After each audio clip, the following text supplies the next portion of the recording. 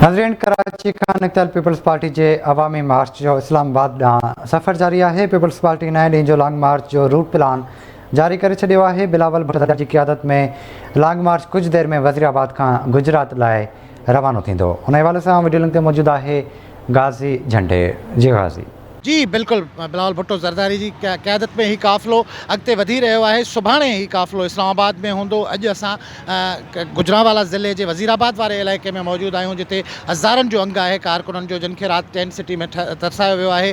काल्ह लाहौर में हुआसीं। अॼु नओं ॾींहुं आहे। बिलावल भुट्टो ज़रदारी जी अॻुवाणीअ में निकिरंदड़ अवामी लॉन्ग मार्च जो सिंध जे मुख़्तलिफ़ इलाइक़नि खां थींदो। हाणे सेंट्रल पंजाब खां अॻे इस्लामाबाद तरफ़ वधी रहियो आहे।